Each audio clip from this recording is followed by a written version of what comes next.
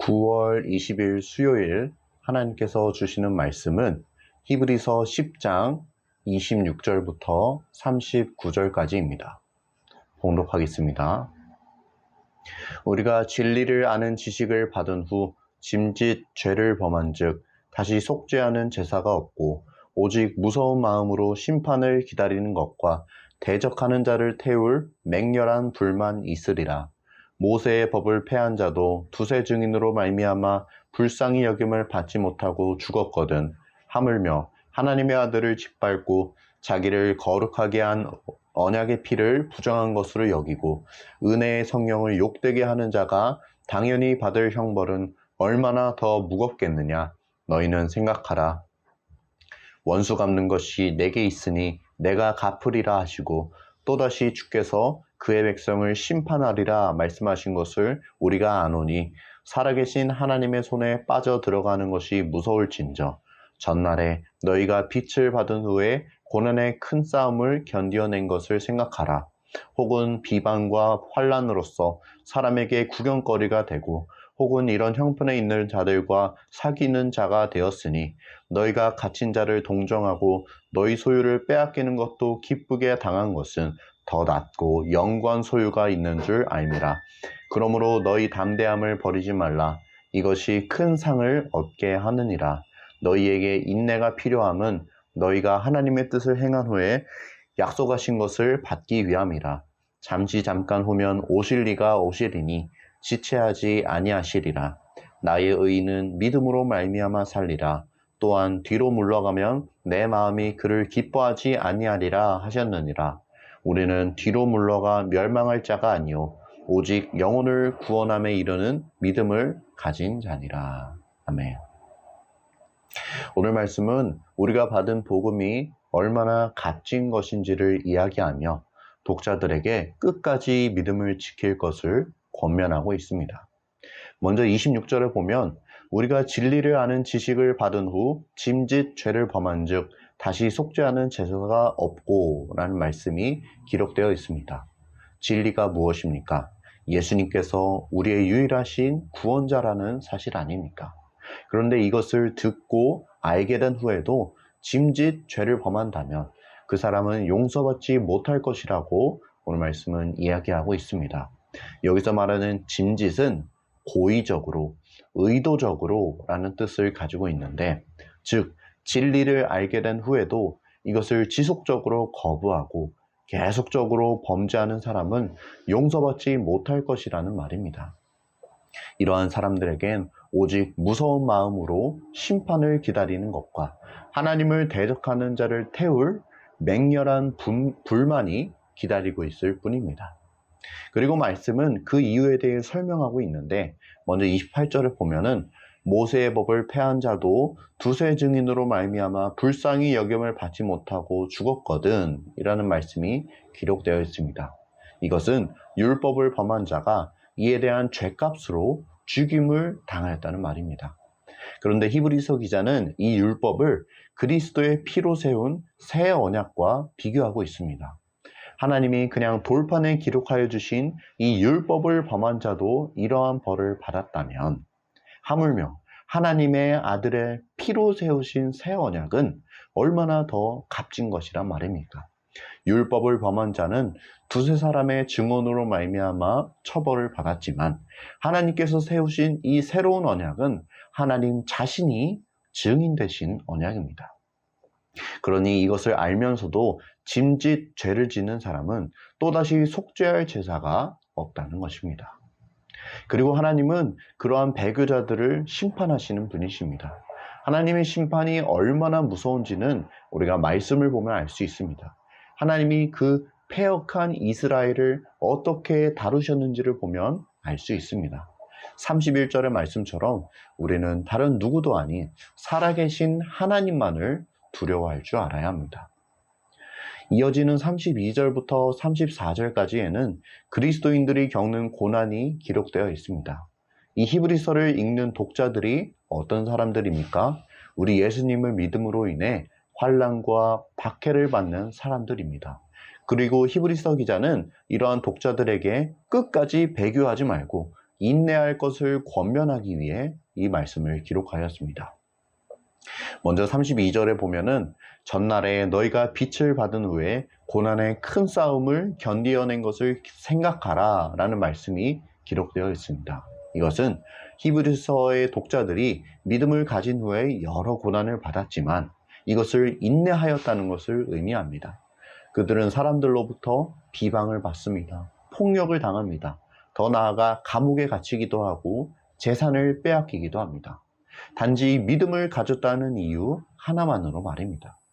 그러나 이들은 이러한 환난과 고난 가운데도 믿음을 잃지 않습니다. 기쁨을 잃지 않습니다. 왜냐하면 이들은 그들에게 더 낫고 영구한 소유가 기다리고 있음을 믿기 때문입니다. 또한 이들은 그들이 당하는 고난을 단지 인내할 뿐만이 아니라 다른 그리스도인들의 고난에도 적극적으로 동참하고 있습니다. 33절과 4절에 보면 혹은 이런 형편에 있는 자들과 사귀는 자가 되었으니 너희는 갇힌 자를 동정하고 라는 말씀이 기록되어 있습니다. 이것은 감옥에 갇히고 환난을 당하는 그리스도인들을 주변의 동료 그리스도인들이 적극적으로 도왔다는 것을 의미합니다.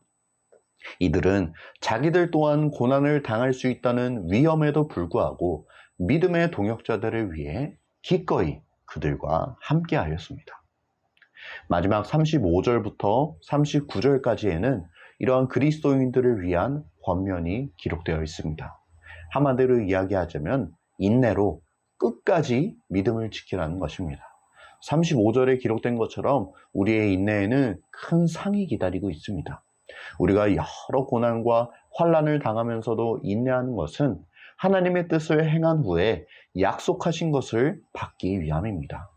우리가 이 땅에서 사는 삶은 천국에서의 영원한 삶과 비교할 때에 잠깐의 순간입니다. 우리 모두는 오래지 않아 우리 주님을 만나 뵙게 될 것입니다. 오직 의인은 믿음으로 말미암아 살리라 하는 말씀처럼 오직 우리는 믿음으로 주님을 꽉 붙들고 뒤로 물러가 멸망할 자가 아닌 영혼을 구원받는 자가 되어야 할 것입니다. 여기까지가 오늘 우리가 읽은 본문의 내용입니다. 오늘 주시는 메시지입니다. 첫째, 복음은 결코 가벼운 것이 아니다. 우리는 히브리서를 통해 우리가 받은 복음이 결코 가벼운 것이 아니라는 것을 알 수 있습니다. 이 복음은 살아계신 하나님의 아들, 독생자 예수 그리스도의 피로 이루어진 새로운 언약입니다. 우리가 지은 죄가 너무나 크고 중하기에 오직 죄가 없으시고 흠이 없으신 우리 예수님의 피만이 우리를 깨끗게 하실 수 있는 것입니다. 며칠 전 큐티책에서 읽은 묵상 에세이가 떠올랐습니다. 우리가 오직 믿음으로 하나님의 은혜를 값없이 받았는데 이것이 왜 공짜인 것이냐고 그는 묻습니다. 그 이유에 대해 그 사람은 공짜가 아니면 도저히 우리에게 줄 방법이 없기 때문에 하나님이 이것을 은혜로 주셨다고 이야기하고 있습니다. 맞습니다. 우리가 받은 은혜는 참으로 값지고 귀한 것입니다. 그것이 너무나 크고 중해서 도저히 우리의 힘으로는 갚을 수 없는 것이기에 하나님은 우리에게 오직 믿음만을 요구하신 것입니다. 하지만 우리의 삶을 돌아보면 우리가 받은 은혜가 너무나 크기에 도리어 이것을 작게 여기는 경우가 있는 것 같습니다. 우리가 예수 십자가의 은혜는 누리고 있지만 그 대가에 대해서 잊고 사는 경우가 많은 것 같습니다. 그러나 오늘 히브리서 말씀은 분명히 이야기합니다. 율법을 폐한 자도 두세 증인으로 말미암아 죽임을 당했는데 하물며 하나님의 아들을 짓밟고 자기를 거룩하게 한 언약의 피를 부정한 것으로 여기고 은혜의 성령을 욕되게 하는 자가 받을 형벌은 얼마나 더 무섭겠냐는 것입니다. 우리는 몸은 죽여도 영혼은 능히 죽이지 못하는 자들을 두려워하지 말고 오직 몸과 영혼을 능히 지옥에 멸하실 수 있는 이를 두려워해야 합니다. 우리가 받은 복음은 결코 가벼운 것이 아닙니다. 그것은 공짜이고 은혜이지만 이는 우리 예수님께서 그 대가를 다 치르셨기 때문에 그러한 것입니다. 그러니 우리가 늘 그 은혜에 감사하는 삶을 살아야겠습니다. 은혜를 기억하는 삶을 살아야겠습니다. 조금 더 진지한 마음으로 복음을 받아들여야겠습니다. 복음은 우리 예수님의 피로 세워주신 세상에서 가장 값진 은혜입니다. 둘째 주시는 메시지입니다. 인내와 믿음으로 구원을 이루라. 히브리서가 기록된 목적 중 하나는 그리스도에 대한 믿음을 저버리고 유대교로 돌아가려 하는 유대 그리스도인들을 권면하는 것이었습니다. 복음을 듣고 믿음 생활을 시작하였는데 비방과 환난 그리고 고난으로 인해 다시 유대교로 돌아가려는 사람들이 있었던 것입니다. 그리고 오늘 말씀에는 그들이 겪은 어려움들이 구체적으로 기록되어 있습니다. 다른 사람들에게 욕을 먹는 것은 기본이고 많은 사람들의 놀림거리가 되기도 하며 심지어는 고소를 당해 감옥에 갇히기도 합니다. 자신이 가진 소유를 빼앗기기도 합니다. 만약 이러한 일들이 오늘날 우리에게 일어난다면 우리의 믿음은 어떻게 될지 사실 아무도 장담할 수가 없는 일입니다. 그래서 히브리서 기자는 그런 그리스도인들을 위해, 그런 우리를 위해 오늘 이렇게 이야기하고 있습니다. 인내와 믿음으로 구원을 이루어라. 물론 우리는 예수 그리스도를 믿음으로 이미 구원을 얻었습니다. 누구든지 예수 그리스도를 나의 인생의 주인이요 구원자로 고백하는 사람은 구원을 얻게 됩니다. 그런데 문제는 무엇이냐면 우리가 구원을 받기는 하였지만 그 구원이 완성되기까지 시간이 남았다는 것입니다. 우리가 죽어서 천국에 들어가거나 예수님이 다시 이 땅에 내려오셔야 우리의 구원이 완성되는데 그때까지 우리에게는 인생이라는 시간이 남아있다는 것입니다. 그래서 오늘 말씀은 우리에게 이 시간을 지나가는 방법을 소개하고 있습니다. 그것이 바로 인내와 믿음입니다. 우리의 인생 가운데 얼마나 많은 어려움들이 있습니까? 비록 우리가 히브리서의 독자들과 똑같은 어려움을 당하진 않더라도 우리에게도 고난이 있습니다. 우리에게도 환난이 있습니다. 이것은 신앙을 지키며 사는 자에게 너무나도 당연한 일입니다. 그런 우리에게 인내가 필요합니다. 내게 닥쳐온 어려움들을 인내하는 것입니다. 내게 닥쳐온 고난들을 인내하는 것입니다. 인내하는 자가 결국에 약속하신 것을 받을 수 있기 때문입니다. 또 우리는 믿음을 가져야 합니다. 우리가 인내하는 이 모든 것들 이후에 하나님이 나에게 상 주실 것이라는 믿음을 가져야 합니다. 하나님께서 우리 위에 예비해 두신 더 낫고 영구한 소유가 있다는 것을 믿어야 합니다. 인내와 믿음, 믿음과 인내, 이것이 우리가 그리스도인으로서 구원을 이루어갈 수 있는 비결입니다. 항상 복종하여 두렵고 떨림으로 너희 구원을 이루라는 빌립보서의 말씀처럼 우리는 인내와 믿음으로 우리의 구원을 이루어야 할 것입니다. 함께 기도하겠습니다. 사랑 많으신 주님, 오늘도 말씀을 통해 우리에게 귀한 주님의 음성 들려주시니 참으로 감사합니다. 오늘 받은 말씀대로 그 말씀을 살아나게 하시고 특별히 하나님을 향한 믿음과 인내로 우리에게 주어진 인생을 잘 살아갈 수 있게 은혜를 더하여 주시옵소서. 오늘 하루도 함께 하시고 또 우리를 도우실 주님을 찬양합니다. 기대합니다.